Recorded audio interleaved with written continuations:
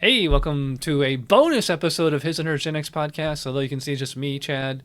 Christina's not here, obviously. It's hard to explain. We just haven't had a chance to record a podcast in a while, so we will get you a new one really soon. In the meantime, I wanted to, as a bonus, this is a review of Batman Mask of the Phantasm that I recorded way, way back in 2013 with Rob Walker. Now, if you don't know who Rob Walker is, he's the brother of Doug Walker, aka the Nostalgia Critic.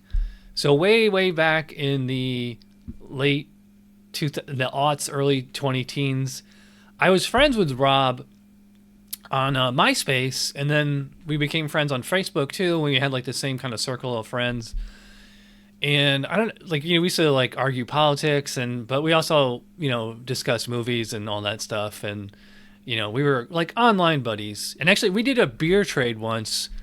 He sent me a homebrew. I sent him some beers. Actually, I think he only sent me beers. Anyway, the point is, this is a review of Batman Mask of the Phantasm that me and Rob did way back in 2013.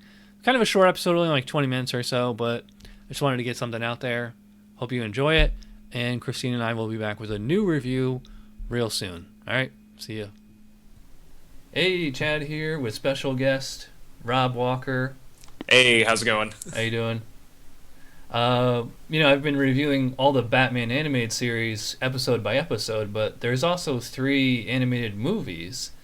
Mask of the Phantasm, Sub-Zero with Mr. Freeze, and Mystery of the Batwoman.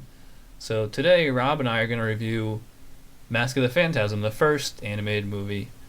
So you got the DVD box there. I actually don't have it anymore. I wanted to get it on Blu-ray. I will get it on Blu-ray. We should just talk about like that poster art there. I mean, I love that cover. It's it's dark. It's definitely got a classic old school Batman feel to it, and yeah.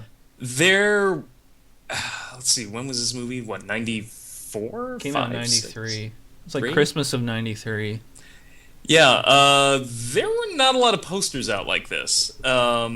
This one was definitely a little more off the wall. We were still getting out of the, why am I blanking on his name? Doug's favorite poster artist, Drew Struzan stage. Right. Of things.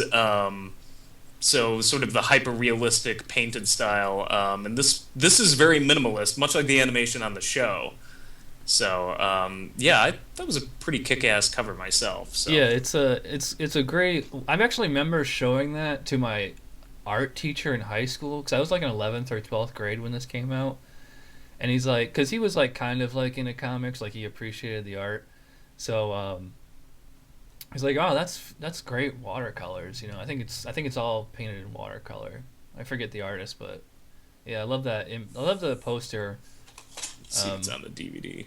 Although it's kind of, you think it's like supposed to be some kind of like Jesus Christ pose because he's, got his arms out like that, No, it's the classic Batman, I'm about ready to pounce and kick your ass pose. It's I call it the Michael Keaton pose right at the beginning of Burton's Batman, where he goes, you got the two crooks. They're like, the bat! Oh, come on! And he just like does this thing where he throws the cape up and then sails down and then goes whoosh. Yeah. Just like that. That's the pose, basically. Yeah. If this was cracked after hours, they'd probably be getting into that. So, all right. So, anyways, Mask of the Phantasm. I saw this in the theaters when it originally came out. I guess, should we recap the plot or just go straight into? It's kind of a complicated plot for like an 82-minute movie or whatever it is. It's a complex plot. The short story is there's some character running around, basically sort of codenamed the Phantasm.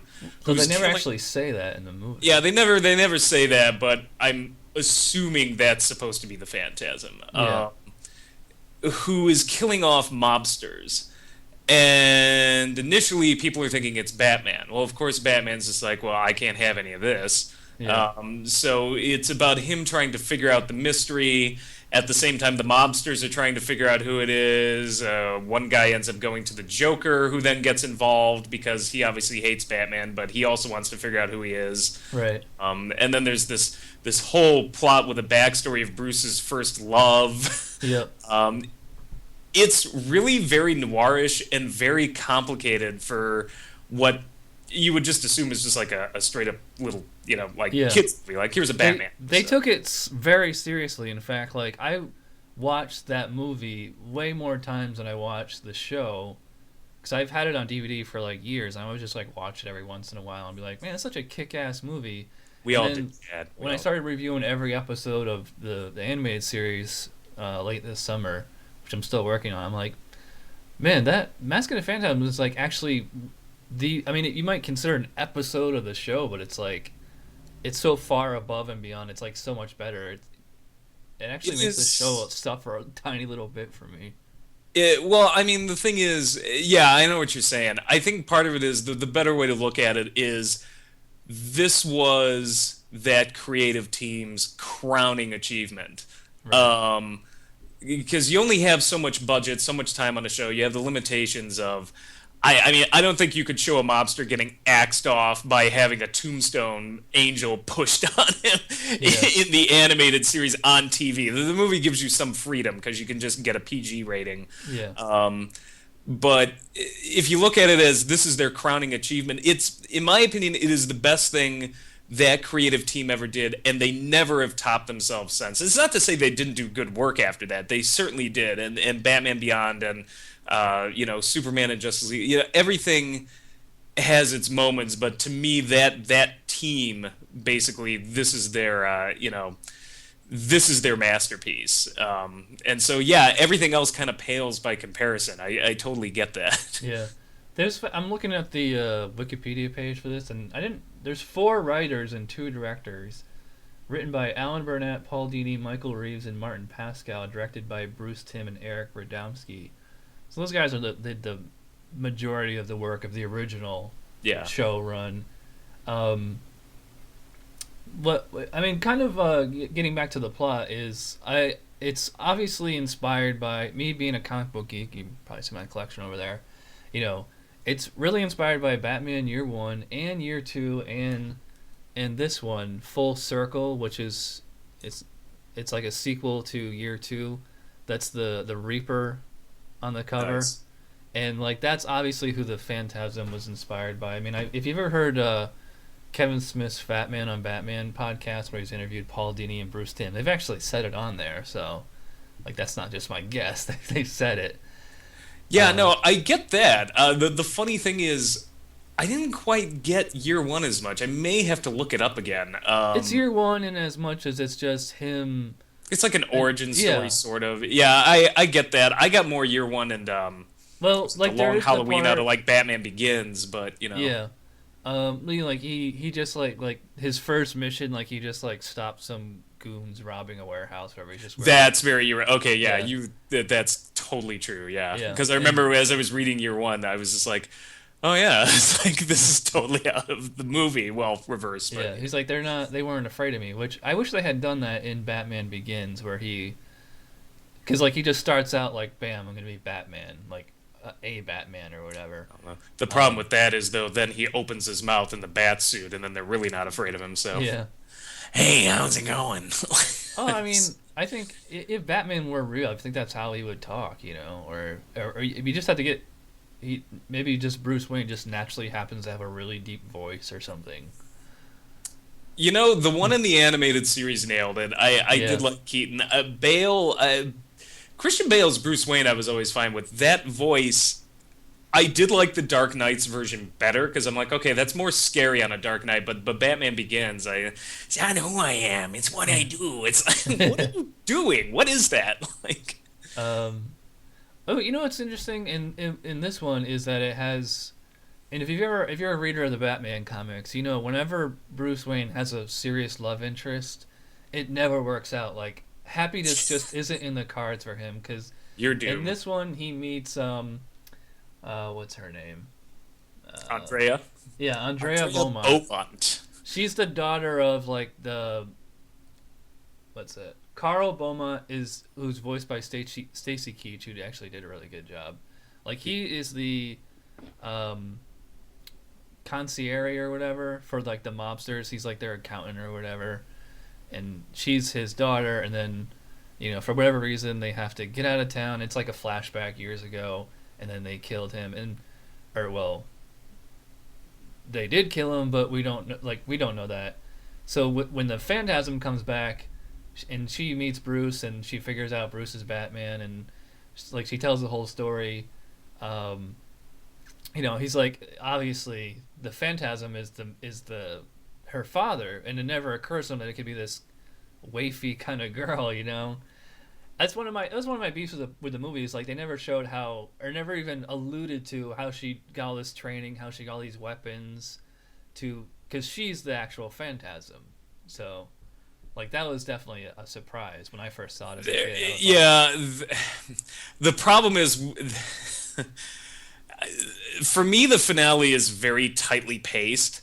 And if you showed how she did all that, to me, it would have brought the movie down to a crawl. And I really love this movie, but pacing is its only downfall, because this movie takes its damn time. Yeah. And if I have actually one gripe, in a similar way where you have the gripe with that, my only gripe with the film is that I love the flashbacks. I think they fill up... They're pretty long, though. Yeah, and there's one flashback in particular. It's Batman is spying on Andrea, and they're at a restaurant. I think she's having dinner with the DA or something. Yeah. And he sits there, and he's in the rain, and there's lightning out or something. Or there's a storm coming, basically. And he's watching her, and it goes to this flashback, and you got Shirley Walker's like, oh, doodly-doo, doodly-doo music. Yeah. And there's this flashback, and it's a really good flashback, but I swear to God, it's like 20 minutes, and it cuts back to Batman. It's, oh, doodly-doo, doodly-doo. Yeah. And he's sitting there in the rain, and I was like, was he just sitting there for 20 minutes? Just, like, completely, like, zoned out, going, oh. Yeah, I think Batman, that's all the stuff you never see in the comics. That's all the in the gutter, stuff. Yeah. Just, he must have been really good at patience. I mean, he's, Zen master, all that stuff. So I'm sure. I guess I was waiting for the moment where, like, he suddenly was like, "Oh yeah," looks and finds out that the check's already been delivered and they took off, and he's like, "Oh, son of a bitch." But yeah, that's my only real gripe with the movie. Is as much as I like the flashbacks, and like Man of Steel could have learned something, because like, flashbacks that flesh out characters that serve a purpose that you can take your time with. Well, I remember what I love about this movie is that because they make the Phantasm such a badass villain. The problem is they don't really show him all that much, and then there is a part for like literally about 2 seconds where Batman confronts the Phantasm. I think he gets like one punch in, and then he disappears, and then he's getting chased by the cops, like Year One style, or like any of the Christopher Nolan movie style. Like that was fun, but I was like, I really wanted to see Batman and the Phantasm duke it out, and you never get to see that. It's like such a tease, I'm like, finally, like my complaint about the show is that, and even the comics in general, is like there's, except for like Bane and maybe Killer Croc or something, so few of the villains can match Batman physically. They're more just nut jobs or whatever. I mean, Two-Face is usually pretty dangerous or whatever, but. Did you feel that way too? Like, I really want to see a fight, and then it didn't happen? I guess maybe initially. The more I think about it, though, I'm like, when there's someone who can match Batman physically, it's like, could she really? Maybe in a Catwoman sense, in that she seems pretty acrobatic, or she's got a bag of magic tricks. But at that point, we didn't know that they were the No, we didn't know that, but the thing is, after the fact, would we be looking back on a scene like that and wondering, how the hell did she do that? I mean, she's still, when she takes the whole costume off, she's decked out like a football player. That's the thing. You can tell, like, it's got to be, like, shoulder pads and giant mask. The whole thing is in a similar way to sort of Batman only has a physical prowess to match. Right. She's trying to scare the crap out of the villain, so I would just be like, would we be looking back on those scenes like, yeah, how the hell did she go toe-to-toe with Batman? Because a lot of this seems like smoke and mirrors, which I liked. There's almost a ghost-like quality to her. Like, is she really a ghost? Like, you never know till the end. Like, there's this like otherworldly factor to her. She's mastered what Batman was trying to do probably better than Batman, because Batman is still about brute strength, and she's just very much, I'm gonna kill guys in the Yeah. shadows. Yeah. I mean, there's a supernatural element to it as well. There's plenty of times like where people throw stuff at her and she just like disappears, or like they shoot her, like, and just like there's like no repercussions. Like I guess like her suit just like absorbs bullets like Clayface or something, or but yeah, like, I mean, but I think what's the saving grace of that is that at the end there's this twist, and then all of a sudden the Joker appears, where Batman finds out that the last remaining mob boss who hasn't been killed is probably the Joker, or well, it is the Joker, and then Which, yeah, I mean, I liked that. I know a lot of fans have problems because if you ever try to flesh out a Joker backstory, it's like, well, you can't do that. But I always prefer the, old Joker line of, when people ask where he comes from, he's like, I always prefer multiple choice. yeah, So to me, this is one of the multiple choices. Like, well, at some point he was working for this guy, but, yeah, yeah. So then it ends up the whole final, the last act is at the old abandoned like World's Fair or whatever, and great like, location, yeah, by the way. and it's you ever notice everything in the show too? Joker's always like at an abandoned amusement park or something like that. Even in the comics and stuff, like he never just like has a house. Or well, actually, there was an Well, episode what I would be just the watched. fun in that? There was an episode I just watched of the new Batman Adventures where he literally just had an apartment. Okay, and The was that Joker's not a little- Millions. Did you see that one? I haven't seen that one, but would that not be a little strange? It was funny. I thought it was funny. But Yeah. anyways, He does have an apartment. It's just at an abandoned amusement park. He's got a little robotic wife too, which is yeah. awesome. Speaking of that, there's this hilarious part. So like, Andrea goes after him as a phantasm, then they fight, and then it is revealed she's like just Andrea. There's a part where they're fighting, and Joker grabs like the the big like baloney thing, and smacks her with it, Instead like of the a baseball. Remember that? Yeah. That's like every time I see that, I still laugh 'cause I think that's so like that's a Joker. That's such a Joker thing to do, but it's like it seems like almost out of context in this movie because like the whole movie's like so diehard serious until you have the Joker where it finally has comic relief. Well, the beauty of that scene is the way it's animated. You have no idea if he's reaching for the cleaver and just grabs the baloney instead, or if he's aware the cleaver's there, Right. but can't reach it. It's like you never really know. It's like, did he do that purposefully, or was it just an accident? Obviously, you couldn't go with the cleaver that much because it's still in some ways a kid's film. Yeah. But yeah, no, Mark. This is one of Mark Hamill's better Joker performances too. Yeah. He's just all over the board in this movie, and the way they animated him too, particularly a number of his entrances, very threatening. Like this is a much more threatening Joker. Yeah, it's more like this the comic book Joker than the TV show Joker. Yeah, and the best scene, hands down, at the very end, like, to me, it is the seminal Joker moment. When I think of classic Joker and just they nailed it, it's, he already warns Batman, if you don't let me go, we both die. And, then they end up, getting knocked to the ground, and then Andrea picks him up, and she's basically like, this is it. Goodbye, Bruce. And the amusement park just starts exploding. And I mean, Joker rigged it that way. So he's sitting there with the girl that wants to kill him. She's got him by the suit. The whole amusement park is exploding, fire surrounding them. And he just has this look, just like, huh. And then he just starts laughing like a crazy fuck.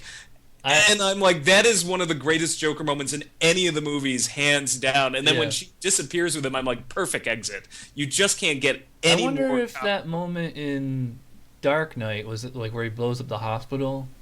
It's kind of like the same, although that's more the movie cliche of badasses don't look at the explosion behind you. Yeah. Well, actually, I kind of like that one because he couldn't get it to work, and then when it does blow, you can tell that he didn't know the exact moment it was going to happen because he does legitimately jump. Yeah. So I read on Cracked or somewhere where like that's a real take. Like it's like because they have one shot that hospital was actually a Brock's candy factory on the west side of Chicago. So when I'm riding the Green Line in on the L, I can see where it used to be. So yeah, they had one take on that. It's like, blow it up. If this take's blown, then Yeah. Yeah, so I mean, I guess that about wraps it up for this movie. It's not really a review, it's more just like a discussion or analysis. I mean, I really, really liked it. I like it just like as a movie, not like, hey, it just happens to be a really good animated kids movie or nostalgic movie or whatever. It's like, I just like it because it's a really good movie, and I think, Oh, it's a solid film. yeah, I like, honestly, if when people ask me, he's like, "Well, what's the best Batman movie?" I always say Mask of the Phantasm. Even as much as I love Dark Knight, if you yeah, want something that captures classic comic Batman, and I love Dark Knight and I loved Batman Begins, but that's more of the modern Batman. But when I think of the old classic Batman, golden age of comics, like going back, yeah, I mean, this movie really captured it. I mean, right down to the fact that he's a detective.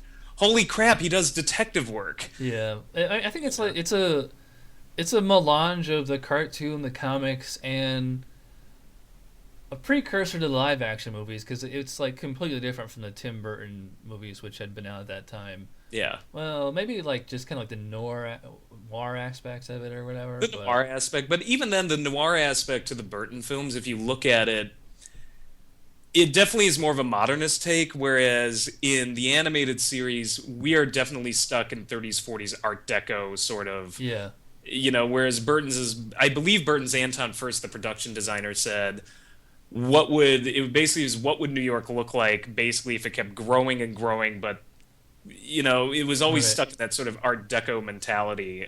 So it's definitely modern, yeah. but with an old school look, whereas the animated series looks like, It's modern and retro. Like all the TVs are in black and white. All the cars look like they're from like I think the 1947 or best way whatever. to describe it is if you looked at a picture from the 30s, 40s, or 50s of what the future would look like. Yeah, That's what it looks like. It's the future according to like the 30s and 40s, where which it's is like, oh, we something have that's in this movie. airships. Yeah, and that's why it really, really works, and that's why I think it captures the essence of the comic so well. So, Yeah.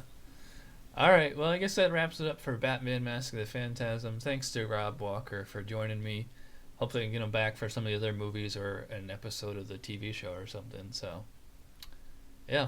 Thanks for joining me, Rob. not a problem. All right. Thanks for watching. Bye. Cheers.